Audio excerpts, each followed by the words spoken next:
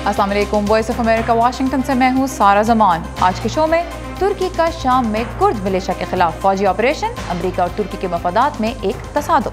इस पर हम बात करेंगे आज के शो में। व्यू 360 में और क्या कुछ शामिल है, देखते हैं उसकी एक झलक। क्या डोनाल्ड ट्रंप बैरून मुल्क अमेरिकी मुदाखलत में कमी ला सके हैं?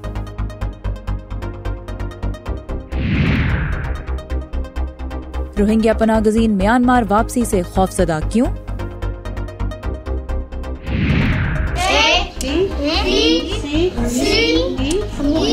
और इस्लामाबाद की एक कच्ची आबादी के बच्चों का मुस्तकबिल रोशन करने में कोशां जान बीबी। शाम की हदूद में इस वक्त अमेरिका के दो इत्तेहादियों तुर्क फौज और कुर्द मिलिशिया YPG के दरमियान सख्त लड़ाई जारी है। तुर्की ने ऑपरेशन ऑलिव ब्रांच का आगाज करते हुए जुम्मे को शाम के साथ सरहदी इलाके आफरीन में गोलाबारी की और हफ्ते के रोज तुर्क फौजी शाम में दाखिल हो गए। तुर्क हुकूमत के मुताबिक इस ऑपरेशन का मकसद सरहदी इलाके को कुर्द मिलिशिया से पाक करना है। कुर्द मिलिशिया की जानिब से सख्त जवाबी कार्रवाई भी की जा रही है और लड़ाई में अब तक दर्जनों अफराद हलाक हो चुके हैं। नदीम याकूब इस वक्त हमारे साथ हैं। नदीम, तुर्की और अमेरिका दोनों नेटो इत्तेहाद का हिस्सा हैं, तो तुर्की के इस ऑपरेशन पर क्या रद्द-ए-अमल है नेटो मुल्कों का? अमेरिकी वज़ीर ख़ारजा रेक्स टिलरसन ने कहा है कि वो जो शाम के हवाले से तुर्की के खदशात हैं, उस हवाले से वो तुर्क हुकूमत के साथ मिलकर काम करने को तैयार हैं। रेक्स टिलरसन जो हैं वो बरतानिया के दौरे पर हैं। वहाँ पर उन्होंने ये कहा कि ये जो तुर्की का हक़ है कि वो अपने मुल्क को दहशत गर्दों से महफूज बनाने के लिए इक़दाम करे और अमेरिका उसके इस हक़ को तस्लीम करता है। अमेरिकी महकमा दिफा ने एक अमेरिकी टेलीविज़न नेटवर्क को इंटरव्यू देते हुए इस बात की तस्दीक की है कि पेंटागन के आला ओहदेदार जो हैं वो अंकारा में तुर्क हुकाम के साथ ताज़ा सूरत हाल के बारे में बातचीत कर रहे हैं। यहाँ ये भी बताना ज़रूरी है कि तुर्की की इस कार्रवाई से कुछ अर्सा पहले ही अमेरिका ने ये ऐलान किया था कि वो शाम के शुमाल में एक बॉर्डर सिक्योरिटी फ़ोर्स के क़याम के लिए तकरीबन 30,000 जंगजुओं को तरबियत फ़राहम करेगा। और इस जो सिक्योरिटी फ़ोर्स है उसमें जो ज़्यादातर जो जंगजू हैं उन्हें लिया जाना है कुर्द मलेशिया से। इस पर तुर्की को एतराज़ है। ये जो ताज़ा सूरत हाल है तुर्की, अमेरिका और शाम के हवाले से, इसकी मज़ीद तफसीलात क्या हैं, देखते हैं इस रिपोर्ट में। तुर्की की जानिब से पीर को कुर्दों के ज़ेरे कब्जा शाम के शुमाल मगरबी इलाके अफरीन में की जाने वाली कार्रवाई में तुर्क सिक्योरिटी फोर्सेस और अमरीकी हमायत याफ्ता कुर्द मलेशिया के दरमियान झड़पों के बाद शिद्दत आई है। लंदन में अखबारी नुमाइंदों से बात करते हुए अमरीकी वज़ीर ख़ारजा रेक्स टिलरसन ने कहा कि अमरीका दोनों अतराफ से राब्ते में है। हम दोनों फरीकैन से कह रहे हैं कि बराह मेहरबानी एहतियात से काम लें ताकि शहरी जानी नुकसान कम से कम हो, जो कि पहले ही बहुत ज्यादा हो चुका है। यूरोपीय यूनियन की आला सफारतकार फेडरिका मोगेरिनी ने दोनों फरीकों से कहा है कि वो आम शहरियों तक इमदाद की रसाई को यकीनी बनाएं। उन्होंने इन तहफ़्फ़ुज़ात का इजहार भी किया कि लड़ाई शाम में खाना जंगी के खात्मे के लिए की जाने वाली कोशिशों को कमज़ोर करेगी। शाम में दूसरों की जानिब से अस्करी कार्रवाइयों समेत दीगर चीजों के अलावा इससे जिनेवा में मुज़ाकरात दोबारा शुरू करने की कोशिशों के अमल को सख्त धचका लगेगा और हम समझते हैं कि इसी अमल से शाम में सियासी तब्दीली के साथ पायदार अमन और सलामती पैदा हो सकती है। तुर्की के सदर रजब तैयब एर्दोगान ने कहा है कि उनकी अफवाज उस वक़्त तक नहीं रुकेंगी जब तक तुर्की शाम के साथ अपनी सरहद महफूज नहीं कर लेता। उनके मुताबिक अमेरिका कुर्द मलेशिया को मुसल्लह कर रहा है, जिसका बुनियादी मकसद तुर्की के अंदर हमले करना है। अफरीन का मसला तो तय हो जाएगा, इससे तो हम पीछे नहीं हटेंगे। इस मामले पर हमने अपने रूसी दोस्तों के साथ बातचीत की है और वो मुत्तफिक हैं। हमने अमेरिका से भी बातचीत की है, मगर हम इन्हें एक बात पर कायल नहीं कर सके। हमने उन्हें कहा है कि आप दहशतगर्द गिरोह दाइश से लड़ने के लिए एक दूसरी दहशतगर्द तंजीम को क्यों इस्तेमाल कर रहे हैं। पीर को रूसी वज़ीर ख़ारजा सरगेई लावरोफ ने अमेरिका पर इल्ज़ाम लगाया कि वो या तो जानबूझकर या सूरत हाल को ना समझते हुए कुर्द अलहदगी पसंदों की तहरीक को हवा दे रहा है। रूस की फौजी मदद से असद हुकूमत शाम मुखालिफ धड़ों के कब्जे से ज्यादातर इलाके वापस ले चुकी है। तुर्की इस इमदाद पर नुक्ताचीनी करता रहा है और उसने शाम में रूस का एक जंगी जहाज भी मार गिराया था, मगर दोनों ने बहुत जल्द ही सुलह कर ली है। यहाँ पर नाज़रीन को ये बताना ज़रूरी है कि शाम और इराक़ में जो दाइश या दौलत इस्लामिया के ख़िलाफ़ जो अमेरिका की जंग थी, उसमें अमेरिका कुर्द मिलिशियाज़ जो हैं उनको माली और अस्करी इमदाद फ्राहम करता रहा है, और अब तुर्की उन्हीं मिलिशियाज़ के ख़िलाफ़ कार्रवाई कर रहा है। जी सारा। नदीम याकूब हमारे साथ है कैपिटल हिल से। Thank you Nadeem. और तुर्की कुर्द मिलिशिया को अपनी सलामती के लिए, जैसा कि हमने इस पैकेज में भी देखा, ख़तरा करार देता है, जबकि अमेरिका दाइश के खिलाफ उसी मिलिशिया की मदद करता रहा है। तो तुर्की और अमेरिका के मफादात में इस तसादुम का क्या नतीजा हो सकता है, इस पर हम बात करेंगे आज के मेहमान से, जो कि हैं George town university school of foreign service के वाइल अल-ज़यात, वाइल ओबामा इंतज़ामिया की सफ़ीर बराए अक़वाम मुत्तहिदा, समांथा पावर्स के इराक़ और शाम से मुतल्लिक़ पॉलिसी पर मुशीर भी रह चुके हैं। Wael, welcome to view 360। Does it look like America and Turkey are on a collision course at the moment? Because if you look at their relations, the way they have developed over the last few years, especially given the Fethullah Gulen issue, Turkey wants him to be repatriated from the US. And then there were visa restriction issues. And now we see Turkey fighting a militia that the United States has funded. Are the two on a collision course? I mean, I wouldn't say it's a collision course, but certainly it's another hurdle in the bilateral relationship between two key NATO allies. But really, this has been predictable all along, given the decision of the previous administration, continued by the current administration, to work with a group that the Turks viscerally feel is a threat to their national security. But I like to think that particularly our military and political leaders will be able to resolve this, but certainly for the next few weeks, perhaps months, is going to continue to be very sensitive and quite dangerous potentially. Between Turkey and the US? Especially if the Turks extend their operations to other parts of the Kurdish areas where the US military advisors and civilian personnel operate. तो while अल-ज़यात कहते हैं कि अगर America और तुर्की तसादुम के रास्ते पे नहीं भी जा रहे, तो कम अज़ कम ये दोनों के दरमियान ताल्लुकात की राह में एक नई और बड़ी रुकावट है, क्योंकि ये पिछली इंतज़ामिया, ओबामा इंतज़ामिया की पॉलिसी थी कुर्द मिलिशिया को आर्म करना, उन्हें हथियार फराहम करना, और उसी को ट्रंप इंतज़ामिया ने भी आगे बढ़ाया है। और ये एक ऐसा इशू है जिस पर तुर्की का बहुत सख्त मौक़िफ़ है। तुर्की बहुत खुले अल्फाज में, सख्त अल्फाज में अमेरिका को ये कहता रहा है कि वो कुर्द मिलिशियाज़ को हथियार ना फराहम करें। तो अब ये उसी पॉलिसी का नतीजा है। और अब ये भी देखना होगा कि अगर तुर्की अपने ऑपरेशन का दायरा मज़ीद वसी करता है शाम के अंदर, तो इससे सूरत हाल मज़ीद पेचीदा हो सकती है।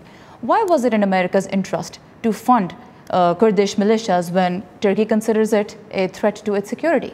That's because when the Islamic State came onto the scene, particularly in Iraq and then onto Syria, the United States really needed to work with local partners, especially in Syria, because it did not have the authority nor the willingness really to be on the ground in Syria. And so looking at the landscape of groups, it determined that the Kurds were particularly well positioned because while they had interest in fighting ISIL, they had no interest in fighting Assad, which is the key requirement for the US administration that had no interest in getting into a direct confrontation with the Assad regime. All right.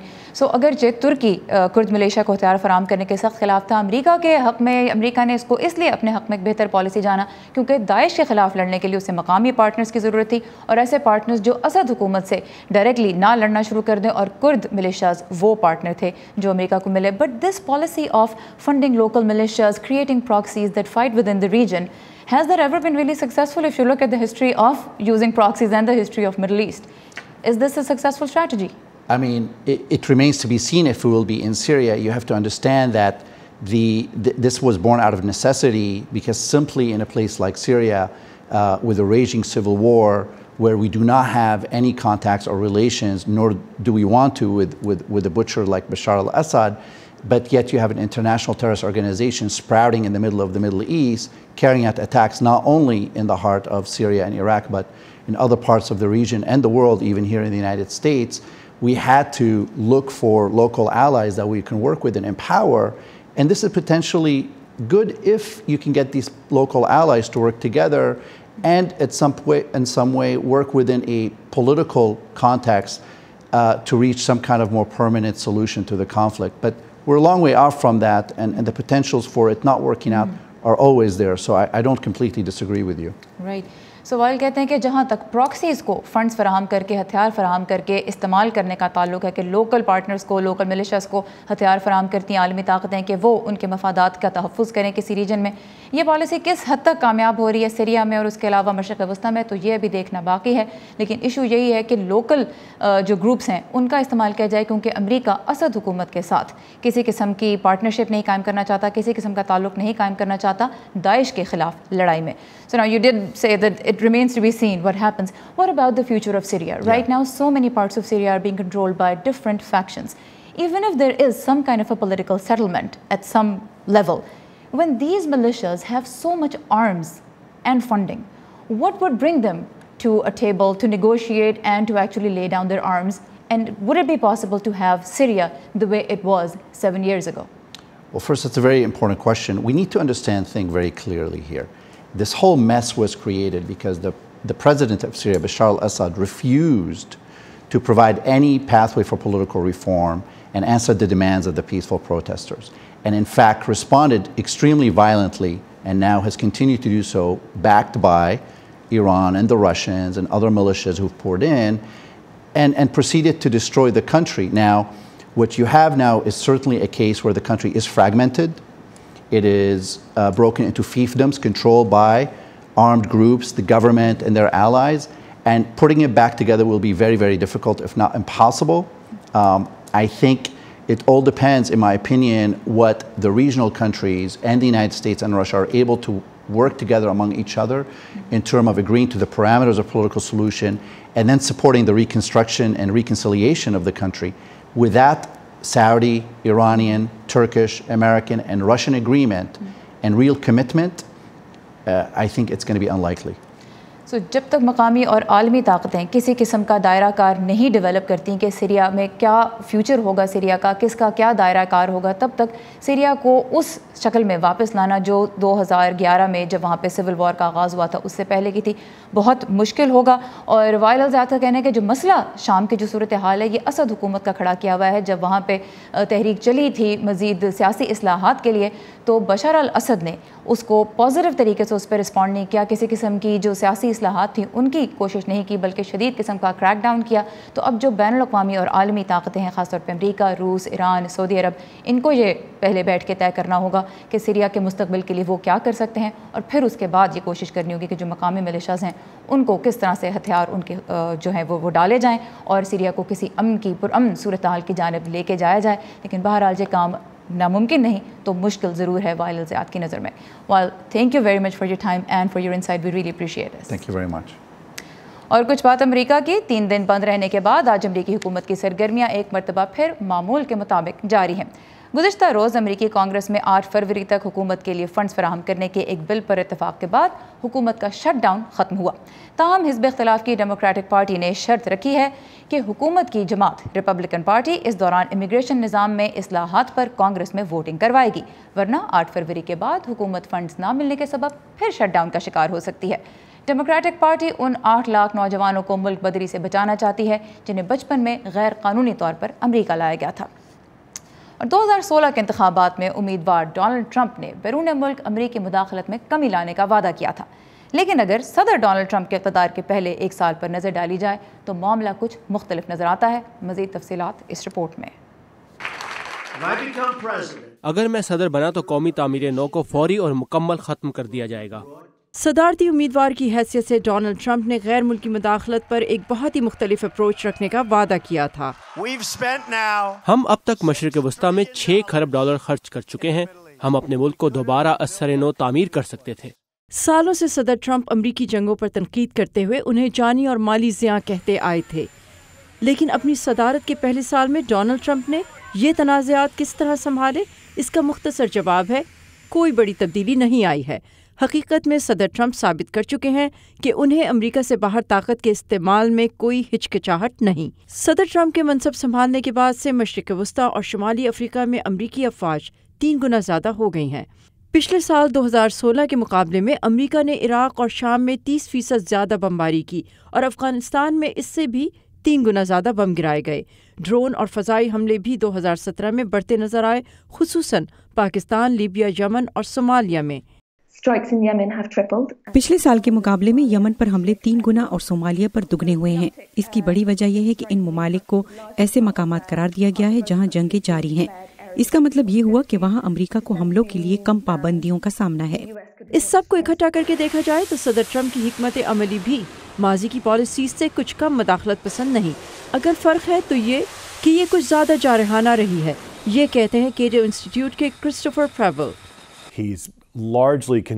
वो ज्यादातर वही कर रहे हैं जो उन्हें विरसे में मिला है। मसलन माजी में उन्होंने अफगानिस्तान की जंग के खिलाफ मुहिम चलाई थी, इसके बावजूद उन्होंने अफवाज में इजाफा किया है। सदर ट्रंप वो वाहिद सदर नहीं जिन्हें इंतखाबी मुहिम के दौरान खारजा पॉलिसी के सिलसिले में किए गए वादों को पूरा करने में दिक्कत दरपेश है। मसलन सदर बराक ओबामा ने इराक से अफवाज वापस लाने का वादा किया था और उन्होंने ऐसा किया भी, लेकिन फिर उन्हें दाइश से लड़ने के लिए अफवाज वापस भेजनी पड़ी। ये इस बात की याद दहानी है कि सदारती उम्मीदवार खारजा पॉलिसी को लेकर वादे तो बहुत करते हैं, लेकिन वो उन्हें हमेशा पूरा नहीं कर पाते। बिल गैलो के साथ सबा शाह खान, उर्दू, VOA।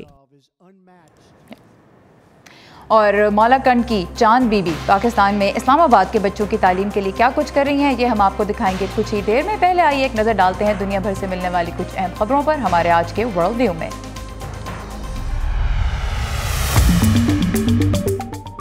अमेरिका के शुमाल मगरिब में गल्फ ऑफ अलास्का में रिकॉर्ड किए जाने वाले 7.9 मैग्नीट्यूड के ज़लज़ले के बाद अलास्का समेत तमाम दीगर मगरबी अमेरिकी रियासतों और कनाडा में सुनामी की वार्निंग जारी की गई है। साहिली इलाकों पर रहने वालों को ऊंचे मकामात पर मुंतकिल होने की हदायत और इनखला के लिए तैयार रहने के अहकाम भी जारी किए गए हैं। अमरीकी नायब सदर माइक पेंस ने ऐलान किया है कि अमरीकी सफारत खाने को आइंदा साल के आखिर तक यरूशलेम मुंतकिल कर लिया जाएगा। ये बात उन्होंने अपने इसराइली दौरे के इख्तिताम के मौके पर इसराइली वजीर आज़म बेंजामिन नेतन्याहू से मुलाकात के दौरान कही। म्यांमार में इंटरनेशनल खबर रसां एजेंसी रॉयटर्स के 2 सहाफियों को मुकदमे की समाअत के लिए अदालत में पेश कर दिया गया। सहाफियों पर मुल्क की खुफिया मालूमात के कानून की खिलाफ वर्जी के इल्जामात हैं। स्विट्जरलैंड में आलमी इक़्तिसादी फोरम के सालाना इजलास का आगाज हो गया है। फोरम में खिताब के दौरान भारतीय वजीर आज़म ने क्लाइमेट चेंज, साइबर सिक्योरिटी और एटमी हथियारों की हिफाजत पर जोर दिया। इस मौके पर गुलकार एल्टन जॉन, अदाकारा केट ब्लैंचेट और शाहरुख खान को इंसानी हमदर्दी पर मबनी उनकी कोशिशों पर क्रिस्टल अवार्ड से नवाजा गया।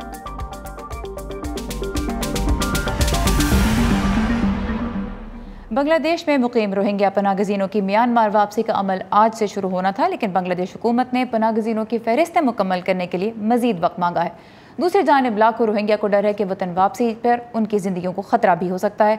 मजीद तफसीलात इस रिपोर्ट में। गुज़श्ता बरस म्यांमार की फौज ने मगरबी रियासत राखाइन में बागियों की जानिब से मकामी हुकाम पर हमले के रद्द-ए-अमल में रोहिंग्या आबादी वाले देही इलाकों पर धावा बोला। आम शहरियों पर तशद्दुद की वजह से 5 लाख से ज़ायद अफराद को अपनी जिंदगियां बचाने के लिए वहां से भागना पड़ा। इनमें से ज्यादातर सरहद के साथ बांग्लादेश में मुख्तलिफ कैंपों में पनाह लिए हुए हैं और उन्हें यकीन नहीं कि म्यांमार वापस जाने पर उनकी जिंदगियां महफूज होंगी। म्यांमार को मुसलमानों को कत्ल करने, उनकी लूटी जाने वाली जायदादों और तबाह किए गए मवेशियों और खेतों के लिए तावान अदा करना चाहिए। अगर वो हमारे साथ इंसाफ करें तो हम वापस जाएंगे। हम मुसलमान वापस जाने को तैयार हैं, मगर उन्हें रोहिंग्या के हुकूक देने होंगे। म्यांमार चूँकि रोहिंग्या अक़लियत को मुल्क के शहरी नहीं मानता, इसलिए वो बेरियासत होकर रह गए हैं। आलमी बरादरी ने रोहिंग्या मुसलमानों पर तशद्दुद की मजम्मत की है और अक़वाम मुत्तहिदा ने इसे नस्ल कुशी करार दिया है। अक़वाम मुत्तहिदा के इदारा बराए मुहाजिरीन का कहना है कि रोहिंग्या को जबरदस्ती वापस नहीं भेजना चाहिए, ताहम वो उनकी वापसी में मदद फराहम कर सकता है। हम अपनी तकनीकी इमदाद फराहम करने और दोनों ममालिक के दरमियान सालिस का किरदार अदा करने के लिए तैयार हैं, ताकि महाजरीन की आवाज़ और खदशात की सुनवाई हो, उनकी वापसी रज़ाकाराना हो, वो महफूज हों और उन्हें इज्जत व वक़ार हासिल हो। अक़वाम मुत्तहिदा के तर्जुमान का कहना है कि महाजरीन वापसी के लिए 3 शराइत पर जोर दे रहे हैं। पहली चीज़ तो ये है कि वो अपनी कानूनी हैसियत और शहरियत का हल चाहते हैं। दूसरा, वो ऐसे हालात चाहते हैं जिनमें उनकी वापसी महफूज तरीके से हो। और आखिरी चीज़ ये है कि तरक्की और तामीर नौ का ऐसा माहौल हो जिसमें उन्हें मुकम्मल बुनियादी हुकूक हासिल हो। म्यांमार की हुकूमत के एक तर्जुमान ने अखबारी नुमाइंदों को बताया कि छानबीन के अमल के बाद रोहिंग्या मुल्क की शहरियत के लिए दरख्वास्त दे सकेंगे। म्यांमार के हुकाम कह चुके हैं कि रोहिंग्या आबादी वाले देही इलाकों में मुसल्लह बागियों की गिरफ्तारी के लिए छापे मारे गए थे। वो तस्लीम करते हैं कि फौजियों ने कुछ शहरियों को हलाक भी किया, मगर उन्होंने इन इलाकों में इसकी आज़ादाना तहकीकात के लिए कभी इजाज़त नहीं दी। ज़िला होक के लिए आयशा खालिद, उर्दूवी ओर। खबर रसां इदारे रॉयटर्स के मुताबिक तकरीबन 40 रोहिंग्या कम्युनिटी लीडर्स म्यांमार वतन वापसी से पहले हुकूमत से ये गारंटी चाहते हैं कि वो रोहिंग्या को अपना शहरी तस्लीम करेगी, उन्हें ज़मीनों का कब्जा वापस मिलेगा और फ़ौज को उसके मज़ालिम के लिए जवाबदेह ठहराया जाएगा।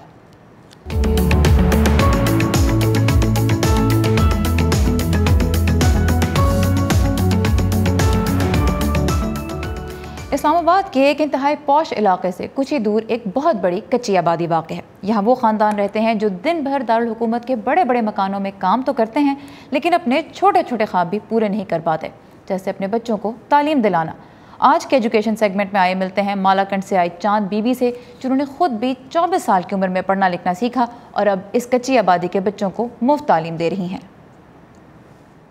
तालीम हर इंसान का बुनियादी हक है और अगर इस हक को तस्लीम करते हुए बुनियाद ही ठीक रखी जाए तो आज का बच्चा कल का एक फ़ाल शहरी बन सकता है।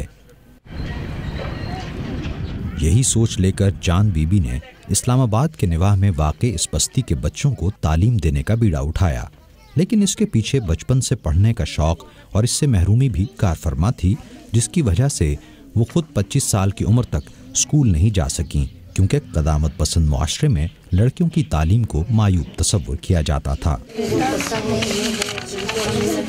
24 साल की उम्र में मैंने पढ़ना शुरू किया, 25 साल की उम्र में मैंने केजी का पेपर दिया और बाद में इसी तरह गवर्नमेंट स्कूल में प्राइवेट एग्ज़ाम दे के फिर मैंने FA किया।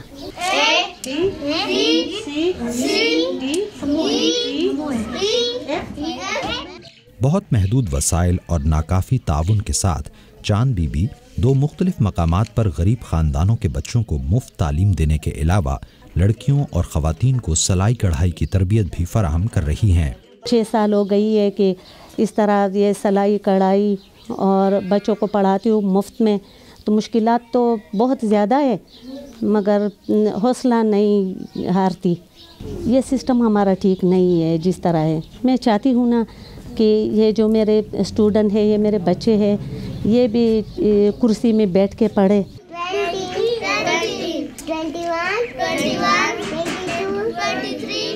चांद बीबी की ख्वाहिश है कि हर बच्चे के हुसूल इल्म के हक की पासदारी हो और ख़ास तौर पर बच्चियों की तालीम पर खुसूसी तवज्जो दी जाए। मेरा ये जो है ना दरख्वास्त है, रिक्वेस्ट है सबको कि जब कोई पढ़ेगा तो वो इंसान बनेगा। तो मैं चाहती हूँ ना कि लोग आगे आ जाएं और ख़ास तौर पे बच्ची को तालीम दिलवाएं, क्योंकि जब औरत पढ़ेगी तो उसका जो सारा ख़ानदान है वो फिर तालीम याफ्ता होगा। Nasir Mahmood, voice of America, Islamabad. Chand Bibi जैसी लाखों ख़वातीन को कम उम्री में ही तालीम मिल सके, इसके लिए टेक्नोलॉजी कंपनी एप्पल ने हाल ही में ऐलान किया कि वो मलाला फ़ंड को माली ताउन फराहम करेगी। इससे मलाला यूसुफजई की तंजीम गुल मकई नेटवर्क के पाकिस्तान समेत दीगर मुल्कों में जारी तालीम के प्रोग्राम्स के लिए इमदाद दुगनी हो जाएगी। एप्पल के मुताबिक मलाला फ़ंड को टेक्नोलॉजी, निसाब और तहकीक में मदद दी जाएगी ताकि ज़्यादा से ज़्यादा लड़कियों की स्कूल जाने की राह में हाल रुकावटों को दूर किया जा सके।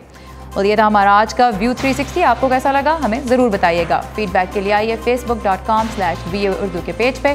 सारा ज़मान को इजाज़त दीजिए। खुदा हाफ़िज़।